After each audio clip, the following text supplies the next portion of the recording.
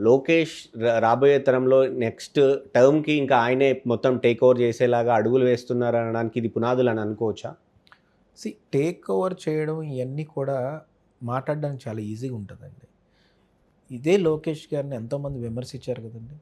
విమర్శించిన రోజు నిజంగా చెప్తున్నాను. ఆ రోజు మీరు అనొచ్చు. ఏమని? ఆ విమర్శించిన రోజు, లేకపోతే ఏదైనా జరిగిన రోజు, ఆ రోజు నేను టేక్ ఓవర్ చేస్తా ఇలాంటివి మాట్లాడితే ఆయన ఎంతోమంది ఎగ్జాజరేట్ చేసి ఏదైనా చెప్పొచ్చు. కానీ ఆయన ఒకటే అన్నాడు. నేను ప్రూవ్ చేసుకోవాలన్నాడు. ఎందుకు ప్రూవ్ చేసుకోవాలి? పార్టీలో ఎవ్వరన్నా ప్రూవ్ చేసుకోవాలి. ఎంత పెద్దోళ్ళైనా ప్రూవ్ చేసుకోవాలి. సో, నారా లోకేష్ గారు ప్రూవ్ చేసుకునే విధానం చూసుకుంటే నేషనల్ లీడర్స్‌లో కూడా ఎవరి దగ్గర నేను చూడలా.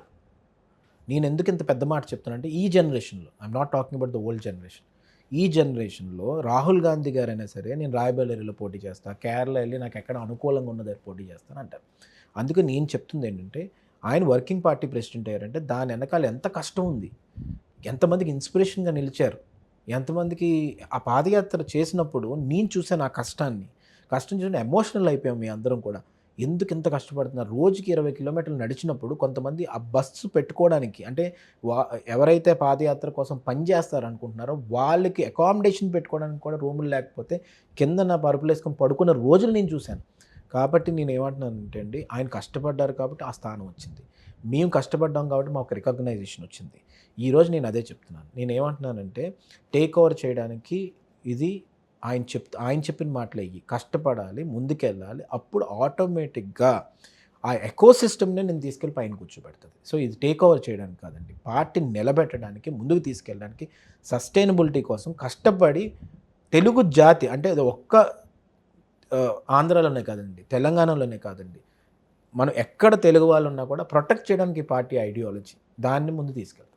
మీరు అంటే జగన్ అధికారంలో ఉన్నప్పుడు ఎట్లా అంటే మొత్తం ప మీడియా సంస్థలు కూడా వన్ సైడ్ అయిన పరిస్థితుల్లో కూడా మీరు ఐటీడీపీ తరపున చాలా బాగా కొట్లాడారనేది అందరూ ఒప్పుకుంటారు. ఎందుకు అంటే ఆ రోజు సోషల్ మీడియాలో ఐటీడీపీ తరపున టీడీపీ హ్యాండిల్ చేసిన పోరాటం అంతా ఇంత కాదు. ఎందుకంటే అంత చాలా చోట్ల కూడా కేసులు పెట్టారు.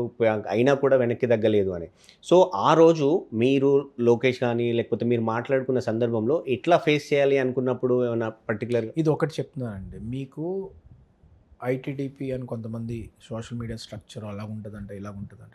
నేను సింపుల్ లాంగ్వేజ్‌లో ఏం చెప్తానంటే, నేను పార్టీకి ఆ టైంలో మా పార్టీ అధ్యక్షులు వారు నారా చంద్రబాబు నాయుడు గారు, లోకేష్ గారు, మిగతా పార్టీ సిస్టమ్ అప్పుడు అచ్చెన్నాయుడు గారు అందరూ డిసైడ్ చేసి మాకు జనరల్ సెక్రటరీ ఇచ్చారు. స్టేట్ జనరల్ సెక్రటరీ అవును. ఇచ్చారు. నేను కోఆర్డినేషన్ కింద క్యాడర్‌ని కోఆర్డినేట్ చేసుకుంటూ వెళ్ళేవాళ్ళం. క్యాడరు వాళ్ళు క్యూరేటివ్ నెరేటివ్ తోటి ఆళ్ళు క్యూరేట్ చేసుకొని ఐటీడీపీ అనే ఒక ఎందుకంటే ఇప్పుడు ఈ ట్రాన్సిషన్‌లో ఏమవుతుంది social media has become a very major yes. Tool. Yes. So, దాని మీద ఎంఫసైజ్ చేయాలన్నా, స్పాట్‌లైట్ ఎయ్యాలన్నా కూడా డిజిటల్ ప్లాట్‌ఫార్మ్స్‌ని అలవాటు చేసుకోవాలి. Everyone has to understand what digital platforms are doing and what we gonna do with that.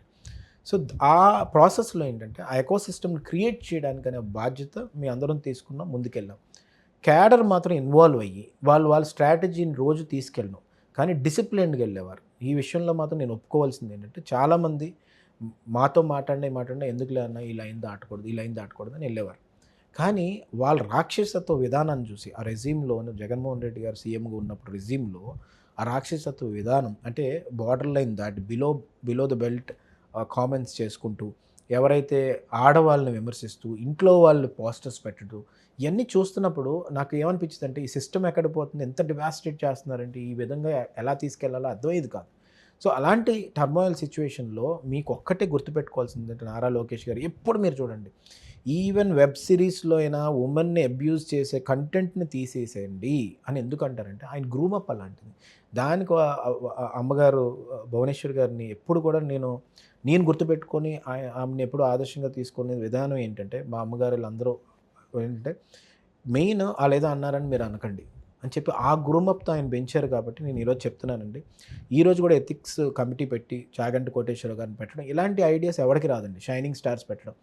So, ఈ ethics తోటే ఆ రోజు సోషల్ మీడియా నడవాలని ఖచ్చితంగా చెప్పేవారు. కొంత దగ్గర డ్రిఫ్ట్ అయ్యేవారు కొంతమంది. ఏంటి వాళ్ళు చెప్పిన దానికి అగ్రెసివ్‌నెస్ హ్యూమన్ టెండెన్సీ అంటే అవునవును. అగ్రెసివ్‌నెస్ అవుతారు.